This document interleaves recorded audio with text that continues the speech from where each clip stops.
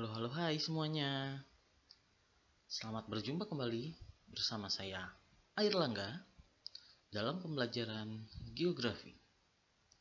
Oke, sudah siap semua ya? Sebelum masuk ke materi, kita tebak-tebakan dulu yuk. Ada yang tahu nih hewan apa?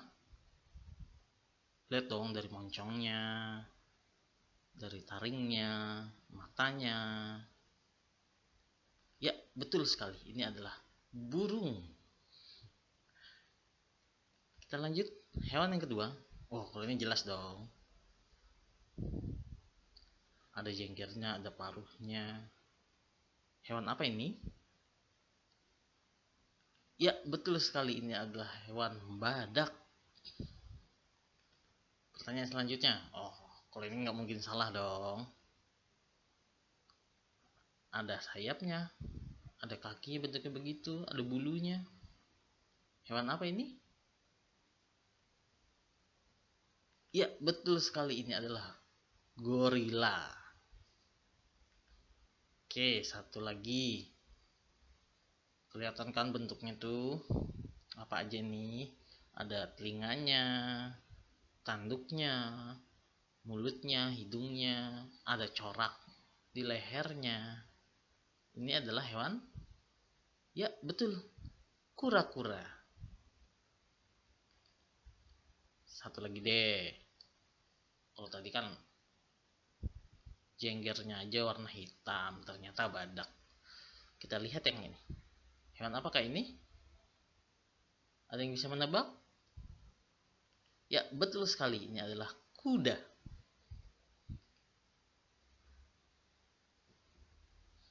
Ah, ada yang tahu habitat asli hewan-hewan yang tadi itu di mana? Kenapa bisa beda-beda? Apakah hewan-hewan itu ada di tempat atau di benua yang lain? Kenapa ya? Oh, pasti kita harus tahu dulu dong kenapa mereka bisa berbeda-beda. Makanya kita akan mempelajari faktor-faktor penyebab persebaran flora dan fauna. Oh, kita lihat di sini apa saja fauna yang ada di sini. Ada panda, ada jerapah, ada zebra, ada gajah. Itu semua ada di mana saja. Ada yang di Amerika, ada yang di Afrika, ada yang di Australia, ada yang di Asia. Iya kan? Lalu apakah setiap fauna itu juga terdapat di benua lain juga? Kayaknya enggak deh. Mengapa ya hanya ada di wilayah itu? Kita cari tahu yuk faktor-faktornya apa saja yang menyebabkan itu. Sebelum itu kita harus tahu dulu biosfer. Biosfer itu apa sih?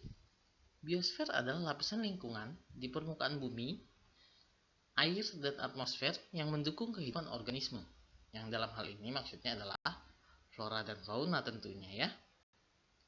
Biosfer itu meliputi tanah, air, udara, api. Oh enggak, api tidak ya. Itu avatar. Jadi biosfer meliputi tanah, air, udara yang merupakan lapisan tipis sekitar 8 km ke arah atmosfer dan 9 km ke arah kedalaman laut. Itu adalah biosfer. Ada air, tumbuhan, hewan. Ya, itu termasuk dalam biosfer pendukungnya ya. Jadi faktor-faktor penyebab persebaran itu apa saja? Pertama ada tekanan populasi, ada persaingan, perubahan habitat. Yang pertama tekanan populasi. Kenapa tekanan populasi ini menjadi faktor persebaran? Yang pertama, karena semakin banyak bertambahnya populasi akan menyebabkan kebutuhan akan persediaan bahan makanan menjadi semakin sulit dipenuhi, sehingga menyebabkan migrasi. Ya kan? Ketika persediaan bahan makanan semakin sedikit di tempat itu, maka hewan-hewan akan bermigrasi atau pindah ke daerah lain yang persediaan bahan makanannya mencukupi. Karena misalkan jumlah makanannya 10, sedangkan hewannya tadinya 10, sehingga dapat makanan satu-satu. Ketika populasinya semakin banyak, makanan masih tetap 10 dan jumlah hewannya dia udah menjadi 20. Tentu pembagian makanannya akan semakin sedikit dong. Makanya mereka akan melakukan migrasi.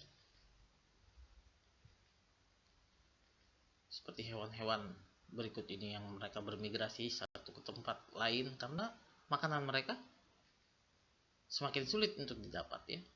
Lihat gambar itu. Begitu banyak hewannya sedangkan bahan makanannya segitu-segitu aja. Yang selanjutnya faktornya adalah faktor persaingan. Masih berhubungan dengan jumlah populasi yang banyak. Karena ketidakmampuan fauna dalam bersaing untuk memperebutkan wilayah kekuasaan dan bahan makanan yang dibutuhkan juga mendorong terjadinya migrasi ke daerah lain. Mereka bersaing mendapatkan makanan. Yang tidak bisa bersaing, ya tidak dapat makanan sehingga mendorong terjadi migrasi ke daerah lain.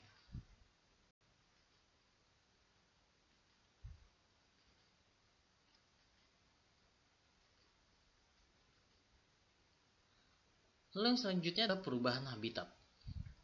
Berubahnya lingkungan tempat tinggal dapat menyebabkan ketidakmampuan dalam beradaptasi terhadap perubahan tersebut dan menjadi merasa tidak cocok untuk terus menempati daerah asal. Ketika habitatnya rusak, tempat tinggalnya rusak, sumber makanannya tidak ada, tempat tinggalnya sudah tidak dapat dihuni lagi, maka kita sudah merasa tidak cocok. Tentunya kita pun ketika tidak merasa tidak cocok, maka akan mencari tempat yang kita rasa lebih cocok untuk kita. Itu namanya beradaptasi. Sehingga ketika merasa tidak cocok untuk tempat yang lama atau sudah berubah, sudah rusak, maka akan mencari tempat yang lain yang dirasa lebih cocok dengan persediaan bahan makanan yang mencukupi dan persaingan yang mungkin lebih mudah persaingannya.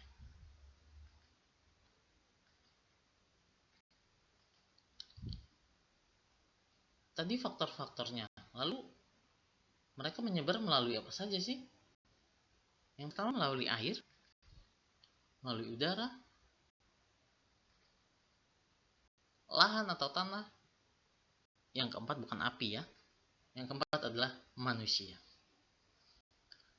Bagaimana sih maksudnya ini sebagai sarana persebaran?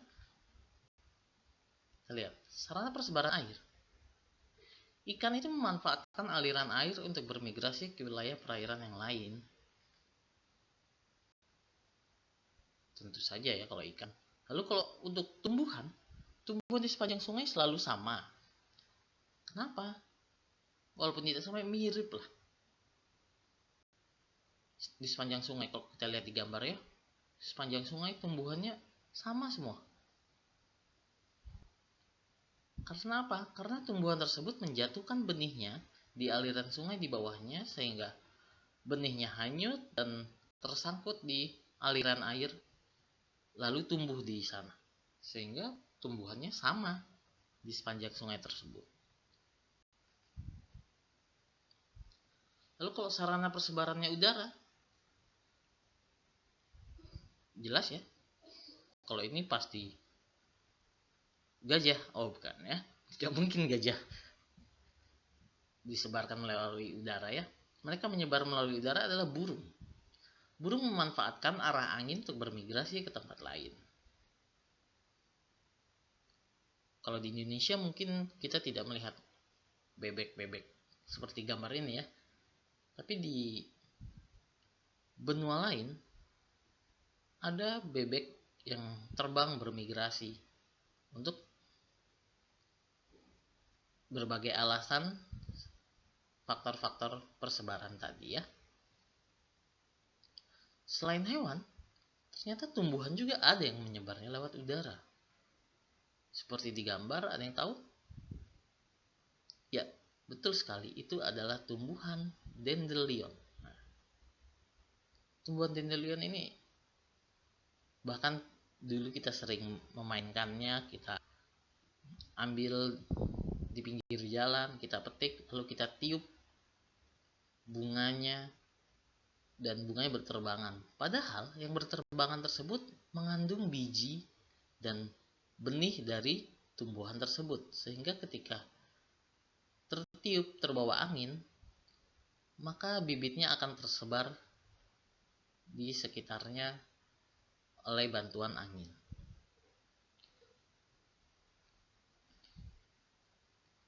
Lahan atau tanah. Fauna-fauna yang hidup di darat memanfaatkan lahan atau permukaan bumi untuk bermigrasi ke tempat lain. Ya, karena dia tidak bisa terbang, dia tidak bisa berenang, untuk berenang yang jarak jauh ya maksudnya, untuk bermigrasi, untuk berpindah ke tempat lain, maka hewan-hewan ini, fauna-fauna ini yang hidup di darat, tentu mereka memanfaatkan lahan atau permukaan bumi itu untuk bermigrasi ke tempat lain. Sehingga ketika ada halangan berupa ketika wilayahnya terbatas, hanya sebuah pulau, maka hewan-hewan darat ini tidak bisa bermigrasi ke tempat lain karena keterbatasannya. Sarana persebaran yang selanjutnya adalah manusia. Kok bisa manusia? Ya, karena manusia secara sengaja maupun tidak sengaja memindahkan flora dan fauna ke tempat lain.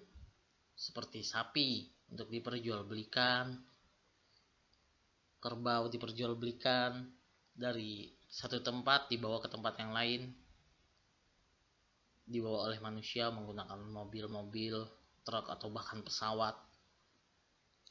Nah, itulah yang menyebabkan manusia merupakan salah satu sarana persebaran flora dan fauna. Bukan hanya faunanya, flora pun, tumbuhan juga disebarkan oleh manusia.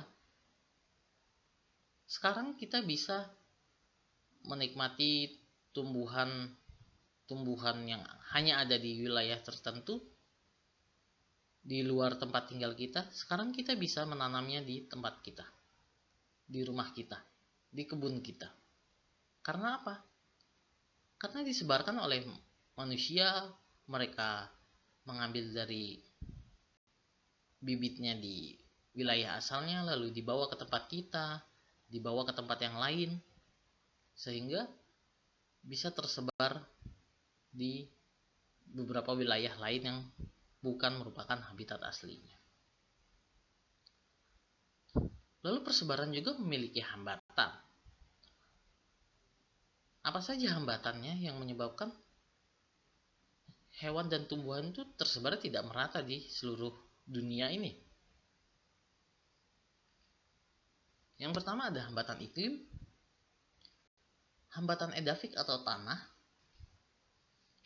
Yang ketiga hambatan karena kondisi geografis, dan yang terakhir adalah karena kondisi biologis. Hambatan persebaran iklim. Kenapa iklim menjadi hambatan persebaran? Kondisi iklim, misalnya suhu, dia akan mempengaruhi flora dan fauna dalam menempati suatu lingkungan yang membuat mereka tidak migrasi. Penguin, contohnya nih. Penguin hanya bisa hidup di daerah yang dingin, di daerah yang memiliki lapisan es, sehingga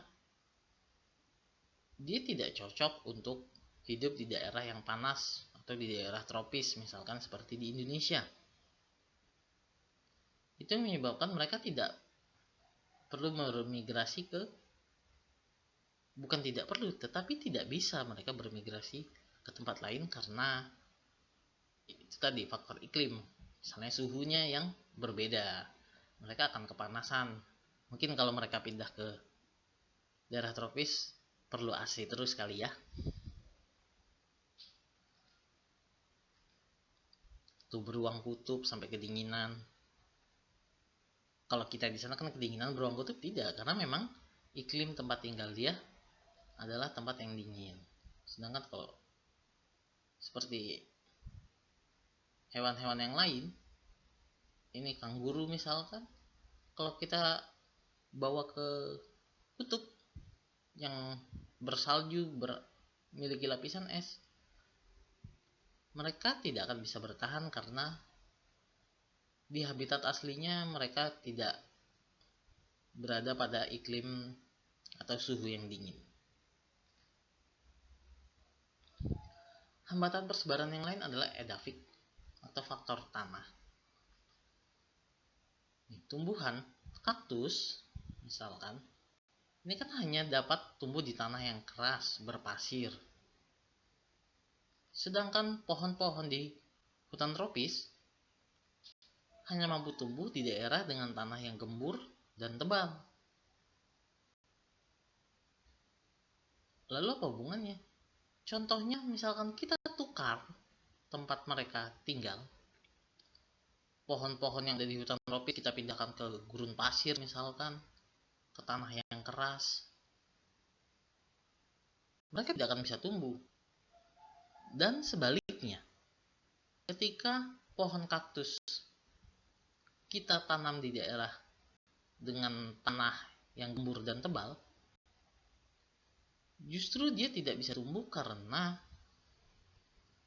terlalu banyak air, karena tanahnya gembur dan seterusnya, karena yang lain ya. Karena tanahnya memang tidak cocok untuk mereka. Sudah didesain kaktus untuk tanah yang keras dan kering, dan hujan tropis untuk tanah yang gembur dan tebal. Selain tumbuhan, hewan juga memiliki hubungan dengan tanah. Kenapa menjadi faktor penghambatnya? Karena hewan-hewan pengerat yang sarangnya dengan membuat lubang di bawah tanah hanya dapat bertahan di daerah yang memiliki tanah yang remah atau lembut. Kalau di tanah yang keras atau berbatu, dia tidak bisa menggali lubangnya, tidak bisa membuat rumahnya, tidak bisa membuat tempat tinggalnya. Maka hanya di daerah-daerah tertentu yang memiliki kontur tanah atau tekstur tanah yang remah dan lembut yang bisa ditinggali oleh hewan-hewan pengerat dengan sarang yang membuat lubang tersebut ya. Juga untuk bertahan hidup ya. Lalu ada hambatan persebaran yang selanjutnya adalah hambatan geografis. Bentuk permukaan bumi yang bervariasi menyebabkan flora dan fauna tidak dapat berpindah lebih jauh ke tempat lain.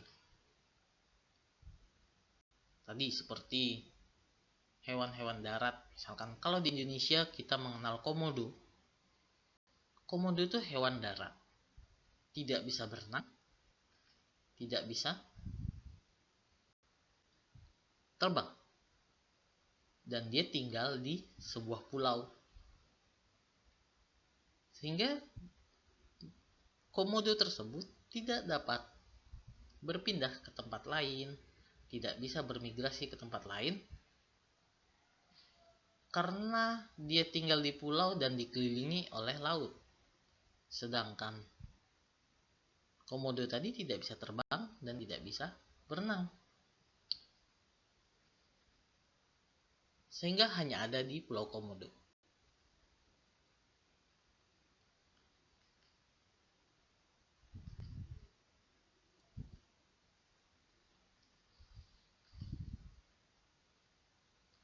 Hambatan yang selanjutnya adalah hambatan biologis.